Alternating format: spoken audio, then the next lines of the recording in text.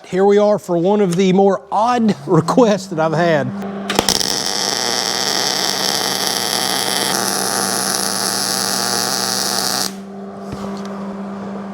Not a problem. So welcome back to the shop, everybody. Normally we do this in the house, but this is a video that I've been thinking about for quite some time. Now that we just got the new Delta Pro Ultra X, by far the most powerful portable power station that I have seen, I have got a lot of comments and questions since releasing the first initial review video.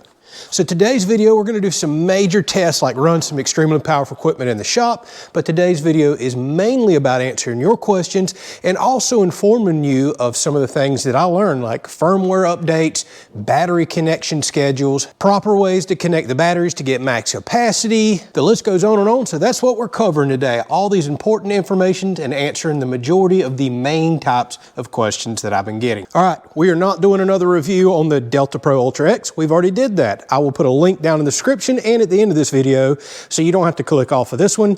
You can go watch that a little later if you want to see all the initial specs. But here is the main 12,000 watt inverter. Yeah, it's that powerful. And then down here, I have a couple of brand new batteries that I have to update the firmware in, and that has probably been one of my most common questions. So we're gonna show how to do that today and how to properly hook up at least 2 batteries with different types of cables to the inverter in order to get max output on this. That's something I did not cover in the initial review video. The other main questions I'm getting is, well, cost. Everybody wants to know that. Expected ROI, or return on investment. Some people see the value, some people don't, and some people are just straight up confused. How do I know if a system's gonna pay me back? Ultimately, what it depends on is, are you using systems like this for emergency and backup power? Well, then we'd need to compare it to something like a whole house generator. Or are you looking at something like this now that they're so powerful to run an entire home off grid, and you expect it to pay you back? What does that look like? How long does that take? Is it worth it? Well, we're gonna try to answer some of that today. Okay, for starters, when you're talking something that's this powerful, 10,000 watts of solar input, 12,000 watts of output on this particular unit right here. By the way, I should also mention something we're gonna cover in this episode too, the smart home panels versus not using them. If you use a smart home panel, you can put up to 3 of these units in conjunction together for 36,000 watts of output, up to 30,000 watts of solar input. Not to mention you can build a massive battery bank bigger than any standard home should use. So why did I mention all that? That's because these are now getting so powerful, and you can build them in such a way, you can configure this in many different ways, that yes, you can actually run a home completely off grid around the clock. No ifs, ands, or buts. I'm talking central ACs, everything. So when people start thinking about that, you have a higher initial upfront cost, to go off grid, the whole panel system, everything. And it's basically down to your house needs. So since these are powerful enough to do that, you see a lot of chatter in the comment section of, are these really worth it? Do they really pay you back? So by the time I post this video, I'm gonna put a couple valuable links down in the description. Here's what you're gonna need to know. How much your home uses. See, I don't know that information. Every home is different. So grab your electricity bill. How much you intend to spend on this system. Well, that I also don't know. If you'll go look at EcoFlow's website, they have multiple different packages, single inverters, double inverters, different size batteries, smart home panels. You're gonna have to figure out what your initial upfront cost is. By the way, I'm gonna put some links down in the description. Depending on when you're watching this, EcoFlow is doing their Black Friday sale, and it goes on many, many days. Biggest discounts of the year, up to 80% off. Also, well, there's rumor that solar tax credits could potentially be ending this year. So a lot of people are jumping on board and taking advantage of that. But regardless, in order to calculate some of the stuff that we're talking about today, go click on the link down in the description, use my discount code, go check out the sale prices and see what types of sales they have going on right now. But ultimately, now you can go get your actual prices based on your home's usage. So there are solar ROI calculators, return on investment. Again, I'm gonna stick some down in the description. So get your electric bill, see how much energy usage you have per day, Calculate out your battery backup that you need. Keep in mind, not all days are bright and sunny, and different times of year impact people worse than other. For example, I'm in Florida. During the winter, we're crazy clear and sunny, by far my best producing time for solar. Whereas exact opposite up north, you may be cloudy all the time. So you've got to calculate how big of a panel set that you need. A lot of these calculators will help you with that. You've got to determine how much your home uses. Again, you're going to know that based off your electric bill. How much battery backup you want, that's ultimately up to what you're wanting to spend here. And are you okay with going, say, to grid on cloudy days or whenever the batteries run empty? That's where something like EcoFlow's smart home panel works in conjunction with a unit like this. It's grid tied, can swap back and forth between batteries and this inverter or to the grid in times that, well, you just didn't have enough panels, you didn't have enough battery backup, etc. So as you can see, it starts getting a little complicated on how to pay back, but you've got to do a little bit of research up front. Yes, you're going to have a higher initial cost than, say, a whole house generator, but guess what? Those do not have an ROI for you unless you're literally saving something that could cost you a lot of money. So let's talk about the other side of these. A lot of people, a lot of our viewers purchase these.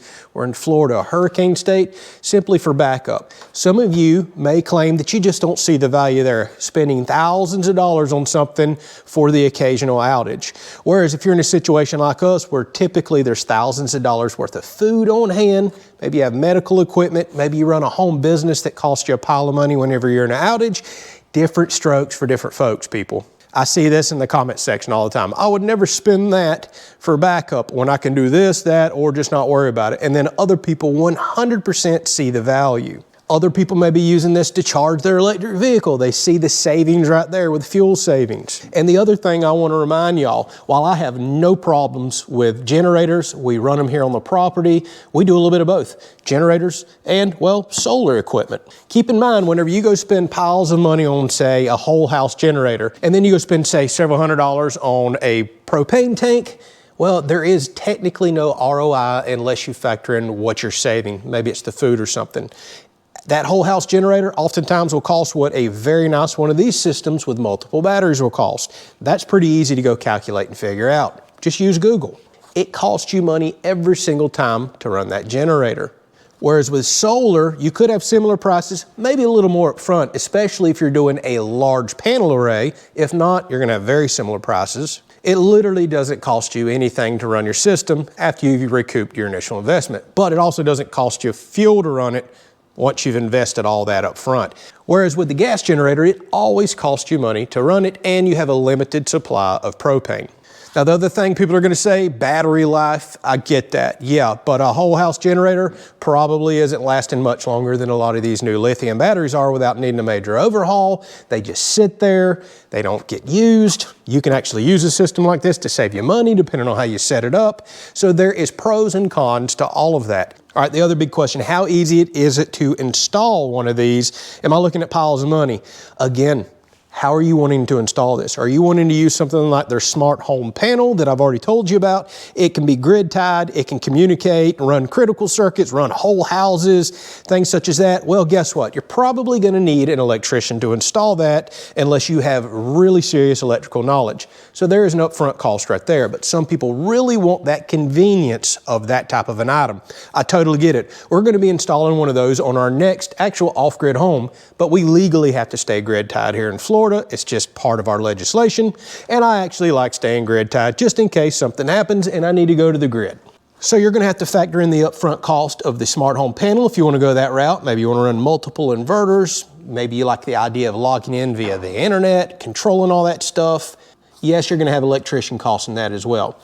One of the other big questions I'm constantly getting on the smart home panels, does it have to be a sub panel or can it replace your main panel? The answer is yes, it can do either or. It is listed and certified. You can run it as your main panel, or a lot of people will go put it up as a sub panel tied to their main panel, grid fed that way, say out in a garage or somewhere else. The choice is up to you, but yes, you can do that. Yes, I've verified that with EcoFlow. That's been a very popular question. Now, what if you don't want all the cost of the electrician and the home panel?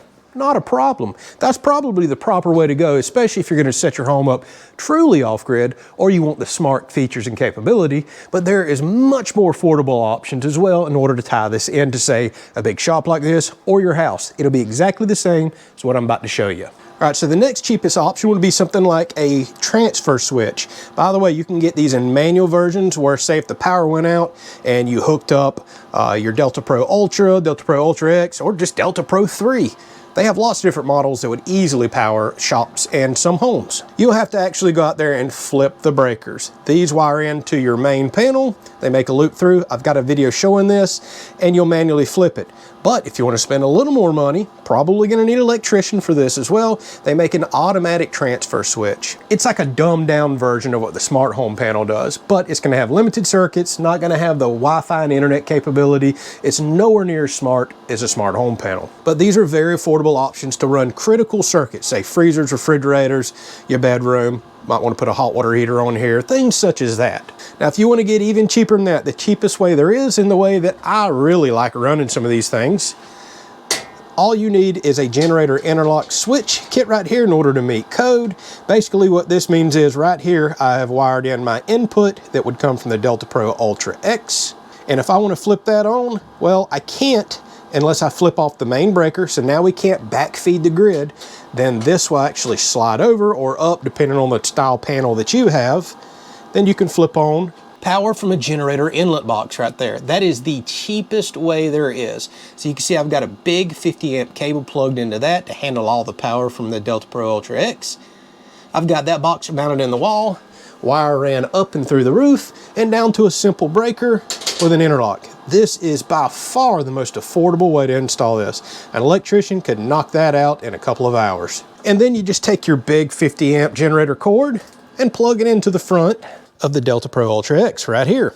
Or if you happen to have a 30 amp generator inlet, we've got that plug right here as well. But if you want to get max capacity out of this unit, assuming you need it, use the 50 amp now. This is the first unit I have seen that offers that. And yes, you've got your standard 20 amp, 120 volt plugs too, should you need to run some extension cords to those. But the beauty about everything that I just showed you is now the whole main panel's powered up. No running extension cords to the house like an old cheap generator sitting on the porch. Every wall outlet can work depending on if you just do a limited transfer switch or if you power up the entire panel with the super cheap option I just showed you. And or the smart home panel, which will then be your actual panel. I know that was a lot of talking, but that really needed to be said. A lot of people are very confused on how much power they need. Some people need more than they think. Some people need less. And it depends on if you're using this for backup, for whole home off-grid use. And then the prices can vary wildly based on the way you want to tie in. I just showed you multiple options from dirt cheap up to several $1,000s. All right, on to probably the most popular questions I was getting. It's about batteries of all things. So in this box is some brand new Delta Pro Ultra batteries. Notice I didn't say Ultra X. These batteries, which was a popular question, are compatible with the Delta Pro Ultra, which was the previous version, still around. I have the Delta Pro Ultra, and these are also compatible with the Delta Pro Ultra X. So yes, the original Delta Pro Ultra batteries are backwards compatible with the new Ultra X inverter. But you have to do a special battery firmware update, and I had tons of people asking me, how do you do that? Well, because I have to update the firmware on these, I'm gonna walk you through that right now. So before you use your original batteries, assuming you upgrade your inverter, do a battery update for each individual battery and you'll be good to go. All right, so important discussion and something I did not cover in the initial review video, but we're gonna cover it now. So on the side of the inverter, there's the front. We're gonna flip these down. This is what hooks up to the wall. By the way, you're gonna wanna make sure the unit is plugged into the wall whenever you do any sort of firmware update, because you need to be charged and or ready to charge. Now you have a battery port right here and a battery port right here. Here is what's critical. This, my friends, on the back side is the battery port that you use anytime you do the initial firmware update. So you may be asking, why is there a second battery port right here? Well, that's something we really need to cover. I also did not cover in the original review video. If you want to get max capacity out of this inverter, because it is so powerful, you have to run a minimum of 2 batteries. Don't worry, you can run 1 battery, but you're just not going to get max capacity. And that's probably because a single battery cable that kind of daisy chains down the battery bank doesn't carry enough amperage in order to meet the needs of the inverter to do that full 12,000 watts of output. And FYI, most of you will never run 12,000 watts out unless you're running unbelievably high demand electric items. And if you are, you may need a second inverter, the smart home panel, or swap to smarter appliances for your house. So let me show you something. We'll put that in here. There's our new battery. You see how now these are in line, but if you use this battery port, well, it's not in line with anything. There's a power button down here. And then you would use this one to daisy chain down to another stack battery, vice versa. Also, what's included is a long flexible cable. So if you want to do that max capacity I was just telling you about, again, you're going to need at least 2 batteries. So say 2 are stacked here, which I'm about to show you that. You would do the flexible cable to 1. That's why it's flexible. Go to this battery port, and then you would hook this into this battery port. And you would do that with this included cable set right here. All right, snapped in. Again, please pay attention. This, my friends, is how you do your firmware update. So I'm gonna update each battery. I have 2, and then they're ready to stack and put in conjunction. All right, so don't forget, before we do the firmware update, we also want to plug in the main unit. That's the included adapter right here. And there's the plug-in that will plug into the wall. All right, my device is already set up to my Wi-Fi out here in the shop. That's very important. And as soon as I logged in, it recognizes, hey, we have got an update that we need to do. So we are gonna update this now. Looks like my entire inverter gets a new update, and a lot of times you'll see battery update available as well. We'll see after the entire firmware updates. It's critical that you keep doing this, especially with a new launch like this. EcoFlow is always updating and offering new firmware for it for a better user experience. All right, so it's worth noting, after the update, now it's telling me, I know it's probably hard to focus, it says one of the accessories or modules can be updated. So anytime you do a firmware update, you should always plug in whatever needs the updating. This battery is considered an accessory, and it's recognizing that it has an update. So that's what we're doing. Now, whenever this is done, I'll power everything down, put the other battery on, plug it in, go back and touch the top right button on the main menu, scroll down where it says firmware, and it should show a firmware update for your second accessory, which would be the second battery. I like to do them one at a time, seems to work the best that way. And in the past, I have seen an update on the home screen that says, hey, battery update available. You can also click on that as well, but I like to scroll in the menu down to the firmware. All right, so we have everything nice and updated. Time for a little test. Now, do not pay attention to the bottom 2 batteries. I don't have those hooked up. Those are what came with my original Delta Pro Ultra. Again, you can see the batteries are identical. You just have to update the firmware. All right, so let me show you what I did here for max capacity. Remember, we've got the flexible cable going all the way down to that second battery, and then we've got the compact jumper cable here going to the first battery. So now we're running off of 2 batteries. That's what we need for max output. You can run on 1 for limited output. We got them connected together, and we're going to use the 50 amp plug to run my entire shop. And I should also mention my shop actually uses more power than my house, a lot more power. All right, so we're hooked up to that generator inlet box over there. I'm going to plug it in the front with that 50 amp generator cable. This is the cheap, easy way to do it now. All right, we're going to flip off the main power. This is coming from the grid currently because I've got my other solar system powered down. And now we're going to swap over to this unit. Make sure our AC is on. It is. Here we go. Instant power. 544 watts. I've got freezers, refrigerators, lights going out here. I can keep my main shop lights on. Look at there. Now we've shot up to 1469. And I've even got my pool pump out here, and it is a heck of a draw. Let's see what happens when I kick that on. Wow, shot up to 5,900 watts. That pool pump has a stupid high surge on it. But listen, all you're hearing is fans off of that inverter. Nothing's running back here. No fans are blowing. Nice and quiet. We're running all kinds of stuff in this shop and in my processing room over there. Again, there's an ice maker in there. There's a deep freezer in there. There's a refrigerator in there. All kinds of stuff. But I think to finish this video out, I mainly wanted to answer your questions. So believe it or not, another popular question that I get, and I have no idea why I receive it, is will this run a welder? And I guess some of y'all are planning on powering up shops with one of these. So while this may look compact, this is a 210 amp output, 240 volt welder. Very, very powerful. If it'll run this, man, I have no idea what to even expect, kind of surge it'll put on the unit.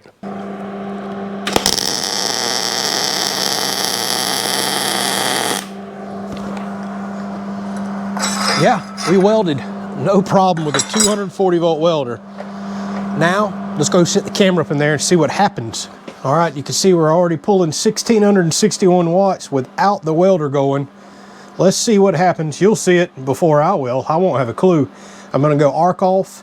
I'm gonna keep the microphone on me so you can hear whenever I arc off the welder in the other room. All right, if the microphone's not cut out, here we go.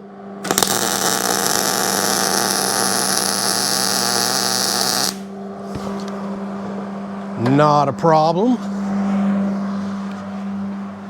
You know what, let's push this to the limits. I'm gonna kick back on that crazy high power pull pump. Look at there, 5,400 watts. And then I'm gonna go in here and arc the welder off again. We should be pulling a crazy amount of power. Probably nowhere near max, but I really don't know. All right, I'm about to arc this off again.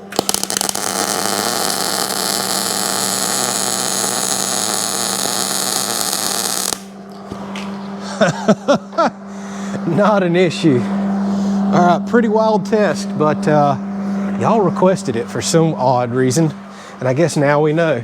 Okay, so I went back and reviewed the footage. It looks like we went a little over 7,000 watts whenever I was welding with a pull pump going. Crazy amount of lights in the shop and all the appliances that I have running. Okay, hopefully I answered some of your questions. Those are by far the most popular, and everybody's been asking for a battery firmware update. You got that right there. I showed you the proper way to do it. Yes, it's backwards compatible with the Delta Pro Ultra batteries because they're all identical. I'm gonna put some resources down in the description, so if you wanna go start doing calculations on what's the best way for you to build your system, is it truly gonna pay you back? I don't know what your electricity rates are, your house usage, all that stuff. It just varies too wildly for me to know. If y'all have any other questions and I see a bunch of repeats like this, we'll make another video. Thanks for watching. We'll catch you on the next one. And don't forget about the current sale that's going on. If you watch this right about the time that it released, that sale should still be going. Links are down in the video description. We'll catch you on the next one.